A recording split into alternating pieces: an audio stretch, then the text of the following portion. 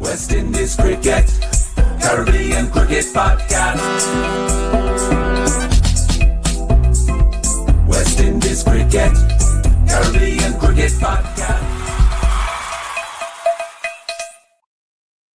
Yes, ladies and gentlemen, welcome back to another edition of the Caribbean Cricket Podcast. This one's come rather later than it should have done. Obviously, at the time of recording, and by the time the majority of you watch this, we'll be well into day one of round 4 of the West Indies Championship. And it's important, because before every round and after every round, we've done a preview, we've done a review, etc. And did I say review? And I think it was just important prior to this round and at the time of recording, just so people can kind of timestamp this particular edition. Guyana are 38 without loss against Jamaica Scorpions. That's been played in Kingston.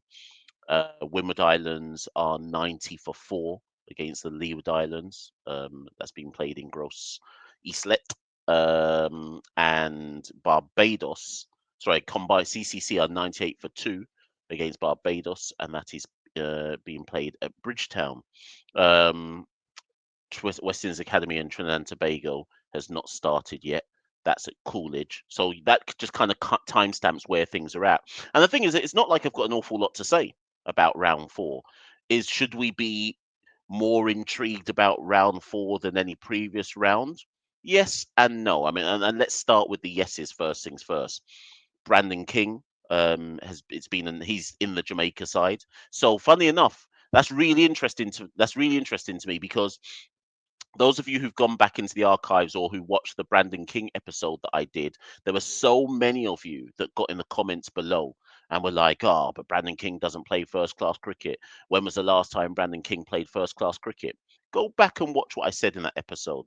I specifically stated when Brandon King is available, he makes himself available to play for Jamaica in the first class season. You can't say that for all of the quote unquote white ball players. King has always made himself available if he's about during a first class season to represent Jamaica. And that's what my kind of rationale had always been in saying, why is King not being given a chance yet? Yes, everyone talks about, but he didn't go to Australia and but there was time before Australia and there's been time after Australia, and he's still not been given a call up. And when you look at people's first class records and look at the fact that when King does play first class cricket, he makes runs that demand people pay some level of attention. He should of course be in a he should of course be in a West Indies team. If Brandon scores runs in this round, and runs to me means, let's even set the bar higher than we'd set it for the average West Indian domestic player. If Brandon scores anything over 70 runs, that's enough for me.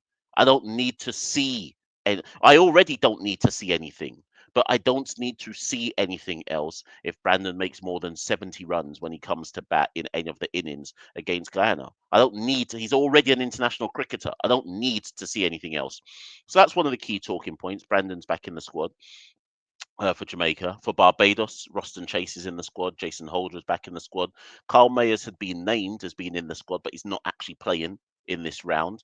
We don't need to talk on Jason. Jason is Jason. I think that, no, actually, let's talk on Jason because there's still a conundrum here, and it's going to be very interesting to see what Darren Sammy does. If Jason Holder is available for the West Indies, does he walk back into the West Indies side? I said he did prior to it. I said before England that a fit Jason Holder walks back into the West Indies side. I said prior to South Africa that a fit Jason Holder walks back into the side for South Africa. And I'm saying it now. If Jason Holder is fit and he is available and he's scoring runs and he's scoring runs and he's taking wickets, and he walks back into a West Indies side. I don't business whose place is at risk. He walks back into a West Indies side. If you look back at the numbers for 2024, Jason Holder was the only batter other than Jamel Warrican, who doesn't count, who averaged over 30. So Jason Holder walks back in for me. He walks back in. I'm fairly certain there's going to be some uncles who only average 15 who are going to get in the comments below and say, "Nah, Jason Holder's got to do this. He's got to do that. He don't just." Jason Holder walks in for me. He don't even need to do anything too tough for Barbados in this round for me to know that Jason Holder walks back in to the West Indies team if he is available. Roston Chase is an intriguing one, though. Let me just say this to people: who's better, Roston Chase or Kevin Sinclair?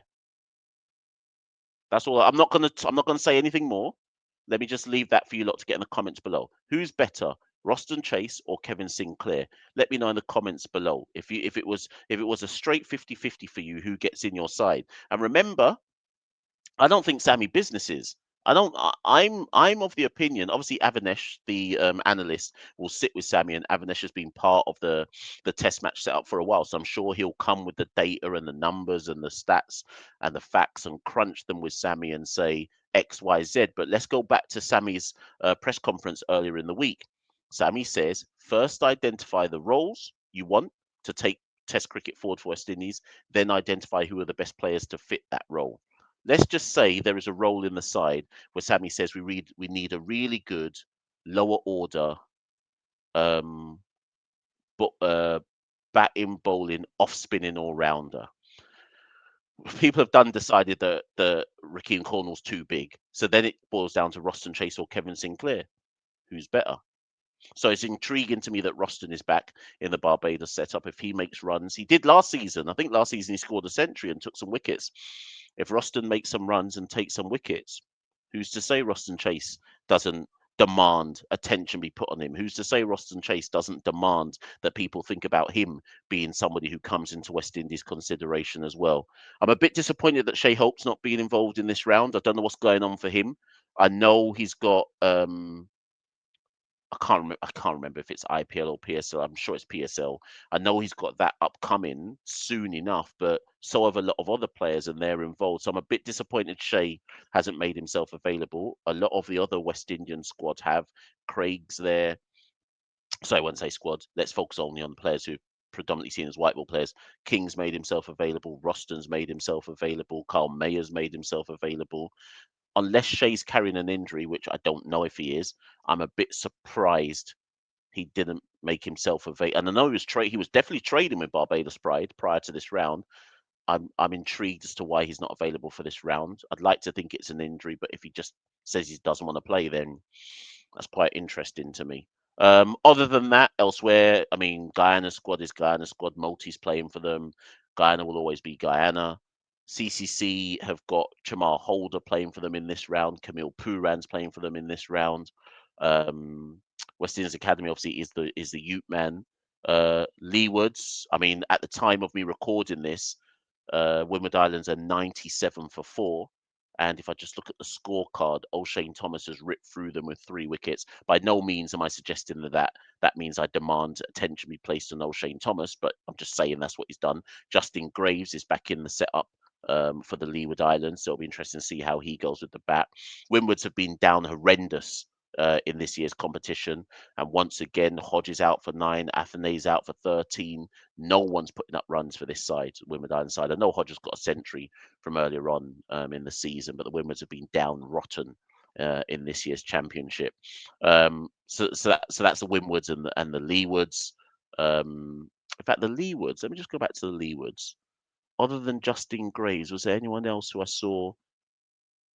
Yeah, obviously Alzari's in there as well. Leewards have got quite a good team, quite a good setup and quite a good team this season. So, like I say, it's not too much I want to discuss prior to this round. I just thought that it was important that we at least on the channel reference the fact that it was round 4. What would I love to see elsewise? I'd like to see spin not dominate. I think after 3 rounds of spin just mashing up the whole tournament, and I know everyone's talking about the Kookaburra ball and it's not moving as much for the Pacers, but I'd like to see us have a round where spin just isn't dominating the whole competition. I'd like to see a round where it's not just Jason Mohammed setting pace in terms of the batting.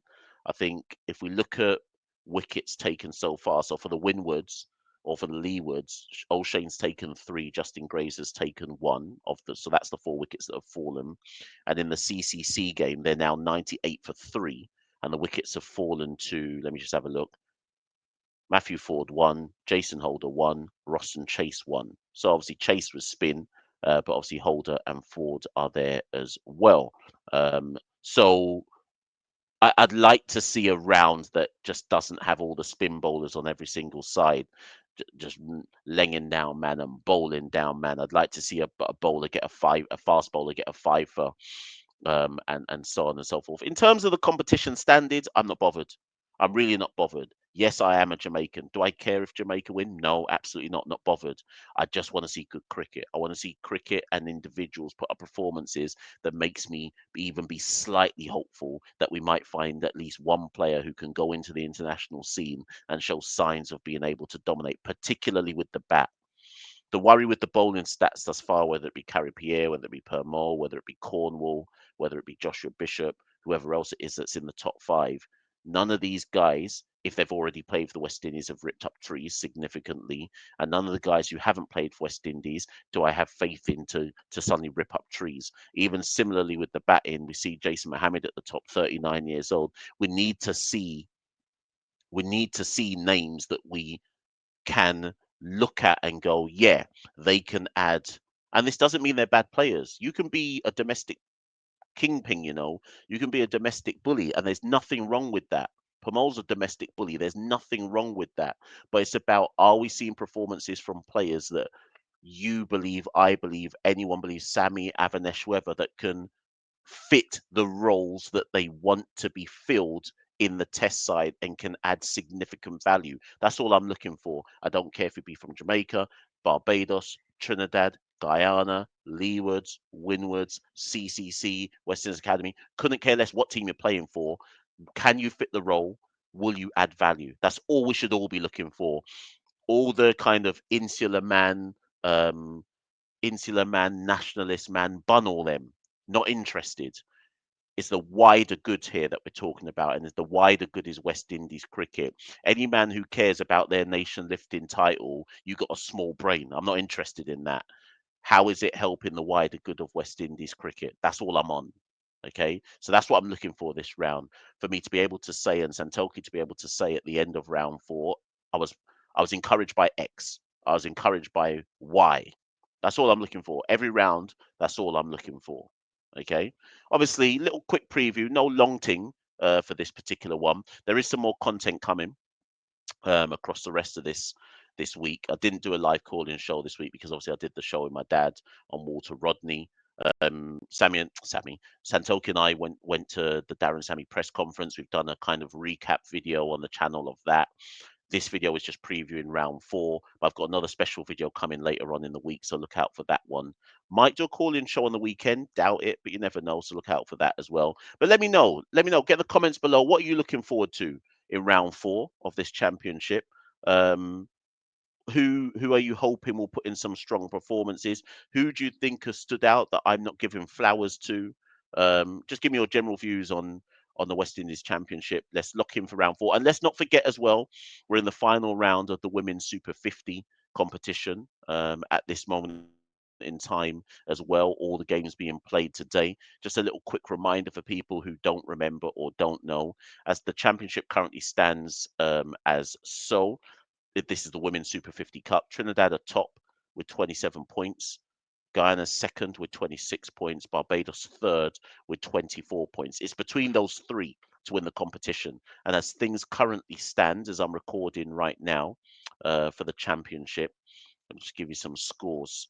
So, I mean, Guyana are playing Trinidad, and they're currently 49 for 6 against Trinidad. So after 25 overs, down rotten. You would think Trinidad will see and take that home. And if Trinidad do, you assume they go on to win the title. Barbados currently have Leeward Islands women 79 for 8 after 29 overs.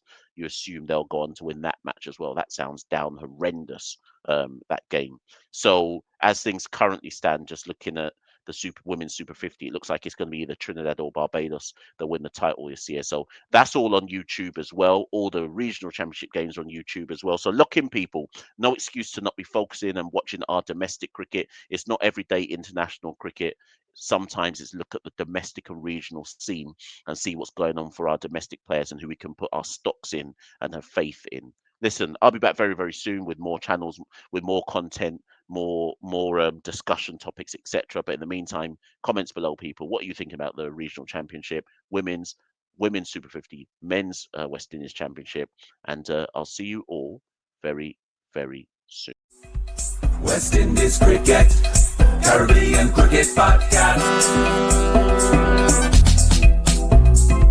West Indies is cricket, Caribbean Cricket Podcast.